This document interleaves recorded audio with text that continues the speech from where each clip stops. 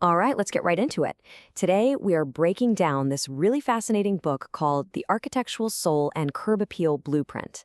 And its whole argument is that the secret to a home you absolutely love has nothing to do with following trends. It's about designing for your own psychology. So, have you ever had that feeling? You walk into a room, it's straight out of a magazine, it's perfectly clean, everything is styled just so, but something just feels wrong? Well, according to this book, that feeling is your nervous system basically screaming that the house is speaking a language that you just don't understand. And a huge part of that language is what the book calls the peripheral rest hack. The idea is that if your peripheral vision is full of clutter, like this desk piled high with stuff, your brain can never, ever fully relax. It even says that just having a simple pile of mail in your line of sight can keep your stress levels way higher than they should be. So, this is the main takeaway. It's time to stop decorating for our guests, or for that perfect Instagram shot, and start decorating for our own nervous systems. The book frames this as more than just design. It's a mental health tool. See, when your home finally matches your internal soul type, your brain can switch off that constant scanning mode and just relax. So here's our game plan. First, we're going to decode your home's hidden language. Then, we'll get into the four core soul types: the historian, the essentialist, the earth soul, and the visionary.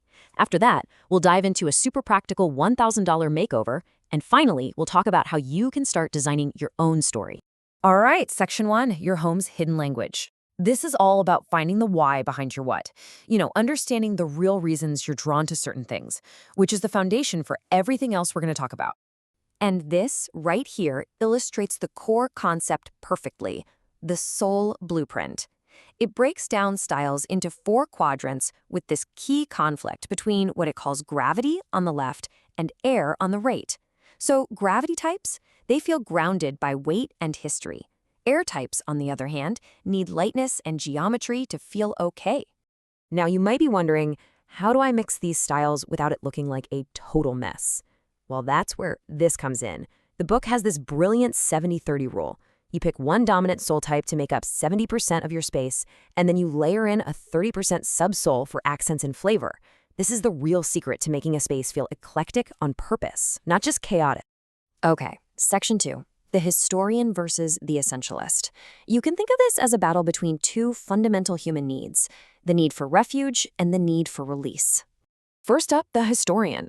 You can just feel this room, can't you? It's a safe sanctuary, and it's built for deep rest or deep focused work. This is the soul type that just craves weight, a little bit of drama, and a sense of history.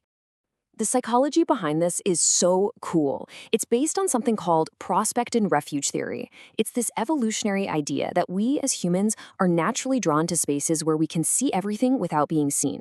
Historians crave that refuge, that protective cocoon that dials down all the sensory input so their brain can finally, truly unwind. It's not about being dark for the sake of it. It's about feeling fundamentally safe. And here's an amazing pro tip for all you historians. It's called the ceiling sink. Most of us just leave our ceilings white, right? But that lets all that cozy energy just leak out the top. Instead, try painting the ceiling one shade darker than the walls. It creates this wonderful, weighted atmosphere that honestly makes the room feel like it's giving you a hug. And now, for the complete opposite, the essentialist. This is a sanctuary built for a clear mind. It's all about light, air, and simplicity. This kind of space is literally designed to be a reset button for your brain. The motivation here is actually biological. For an essentialist, visual clutter is a direct line to mental clutter. When your eyes don't have a clear, calm place to land, your brain stays in this low-grade scanning mode, which keeps stress hormones like cortisol pumping through your system. So how do you fix that? The book offers this super simple but brilliant hack called the visual silence rule. Instead of having a bunch of little things scattered around, just group them together on a tray. Your brain then reads that whole group as one single object. It's amazing. The book claims this one tiny act can reduce the mental noise in a room by a massive 66%. All right, on to our next pair, the earth soul and the visionary. With this one, we're exploring the balance between two different desires: the need to feel grounded and the need to feel stimulated. This is the earth soul. It's an organic retreat, just full of tactile, natural materials. Think clay, wood, stone. This soul type needs to feel physically connected to the earth to feel calm and centered. It's all about that natural warmth. And get this, there's real science to it. The book calls it the biophilic ratio, and it states that the sweet spot for an Earth Soul room is having exactly 20% of what you can see filled with organic life, plants, wood grain, whatever. Any less, it feels sterile. Any more, it feels like a jungle. But right at that 20% mark, our heart rate has been shown to literally slow down. And then you've got the visionary. This soul isn't looking for cozy or pretty. Nope, it's looking for interesting. Just look at this brutalist staircase. It's pure geometry, raw materials. It's a structure that's designed to challenge your eye and start a conversation. So the visionary's secret weapon is what's called the hero object strategy. It's all about using scale over quantity. So forget that gallery wall with a bunch of tiny frames. A visionary hangs one enormous canvas. That simple shift in scale can make a totally standard room feel like a high-end art gallery. And for our final deep dive, let's talk about the $1,000 makeover. This is all about how you can transform your space without transforming your bank account. Now that we know the soul types, we can put it all into practice with the book's Budget Boss Principles. Okay, let's just rapid fire some of these. For that historian gravity, the book suggests a $50 molding hack to add architectural weight.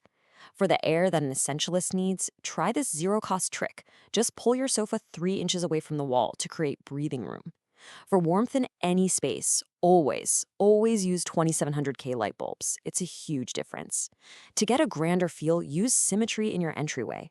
And for the Earth Soul, try the tactile baseline rule.